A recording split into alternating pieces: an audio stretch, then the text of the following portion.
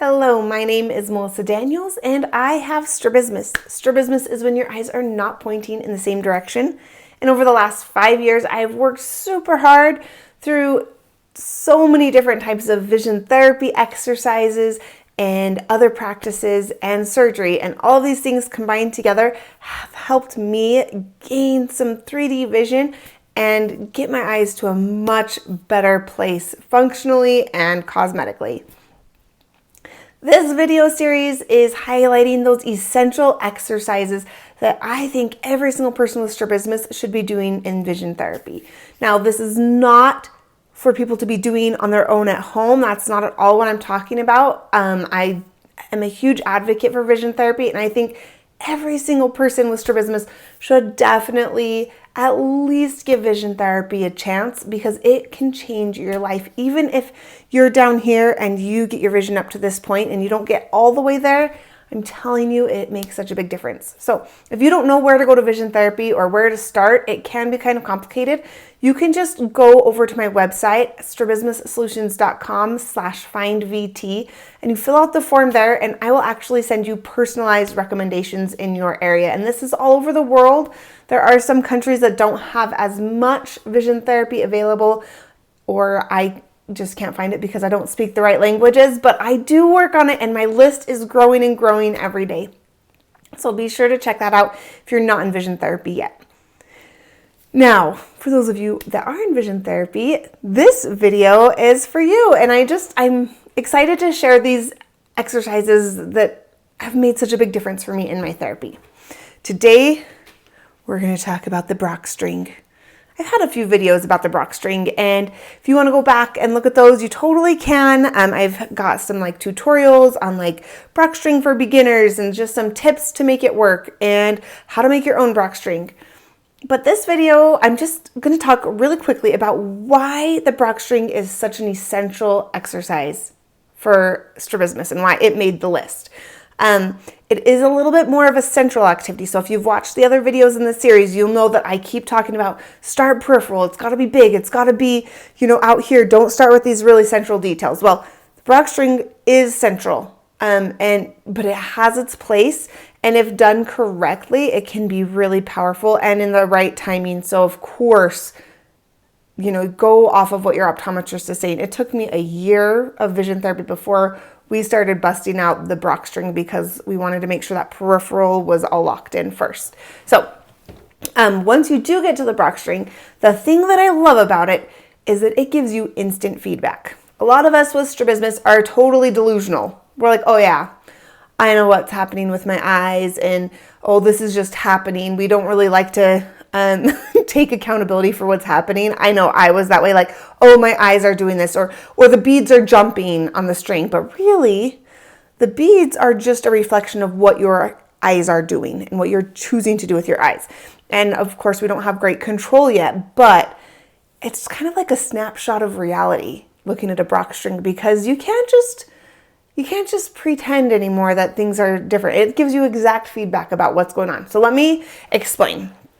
So when you look at a Brock string, the idea is that if I'm looking at this yellow bead right here, then there should be 2 red beads and 2 green beads, because everywhere that you're not looking, there should be 2, right? This is a general rule for anything. It's called physiological diplopia. The idea is that what you're looking at is single and everything else is actually double. And luckily our brains can ignore that double because that would be really confusing, but it's there. So in a Brock string, you're looking at this yellow bead and there's actually should be 2 strings, and those strings, if your eyes are functioning properly, should cross exactly where your eyes are pointed. So let's say my vision therapist says, okay, Melissa, look at that yellow bead. And I say, okay, I'm looking at the yellow bead. And they'll say, where's the string crossing? And I say, oh, it's crossing right here. What does that tell you? That tells you that my brain thinks I'm looking at the yellow bead, but actually my eyes are pointed right where the string is crossing. The string's crossing right here. So that means my eyes, when I think I'm looking at this yellow bead, my eyes are actually pointed here. So that's giving me feedback oh, my eyes aren't actually pointing where I think they're pointing. Or maybe I say, okay, now look at the red bead, and now the string's crossing clear back here. Okay, so it's giving that immediate feedback for you and your brain to say, hey, no, look right at the bead. We're going to get the string to cross there. Can we change where the string is crossing? And it starts giving you some immediate feedback about how you are moving your eyes. When you move from the green bead to the yellow bead to the red bead, it's that instant, okay, now my eyes are pointing like this, like this, like this, like this. And so you're getting that.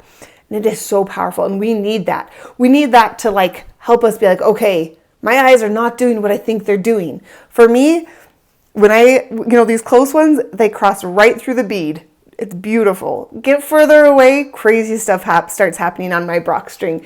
And it helps me see like, okay, I've got some issues in the distance. My eyes, I think I'm pointing them at, the bead. I'm actually pointing them in front of the bead. And so learning to like, okay, how does it feel, experimenting, can I get it past the bead? And you start working with that responsibility and control you've maybe heard me talk about, where can I move where it's crossing? And you start taking that responsibility for where it's crossing and how you're moving your eyes. And you can feel like, oh my gosh, when I'm making the strings cross clear back here at the red bead, it feels like I'm looking behind, but I'm actually, that I have to do that to make it cross here. And so it starts helping put all those pieces in place for your brain.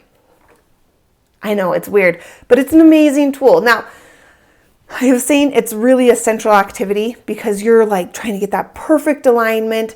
And this is not something that's going to happen right in the beginning. And again, so it's something that you want to only bring in once your optometrist says it's a good time. But one thing that I did, because I was so obsessed with the central and like getting those beads to be perfectly aligned, my optometrist just took all the beads off the string, and I'm not allowed to use beads. They're strictly forbidden for me. So I just use this string and I practice, okay, can I get it to cross closer? Or, I'll put my hand right here. Can I get it to cross in front of my hand, somewhere in front of my hand or somewhere behind my hand, while opening my peripheral to see the whole string, the whole length going from me clear to wherever I have it attached, right? And so instead of focusing on these itty bitty beads, I'm more looking at the string as a general object, looking at that Z-axis. And so it kind of brings it into a more peripheral activity instead of starting real central with those beads. So there's a lot of different ways that they'll do that in vision therapy, depending on how strabismic you are. Strabismic. I don't know what we want to call it. Anyways, that is such an important exercise. It's such a good one. I love the exercises that give feedback because you can't try to fool yourself anymore. You just have to accept it and be like, wow, okay, my eyes are not doing what I thought they were. Time to make some changes. And so Brock string is an amazing one for that. So if you haven't tried it yet, ask your optometrist if now would be a good time. And if not, listen to them. Now, if you want more help or you want to meet with me, you can schedule a call over at learn.strabismussolutions.com and we can talk over Zoom. I can help you figure out the next step in your path, whether that's surgery or vision therapy, or you maybe are in vision therapy and struggling and you want some tips. All of that can be done on those calls. So find me over there and let's talk. And I will see you guys in the next video.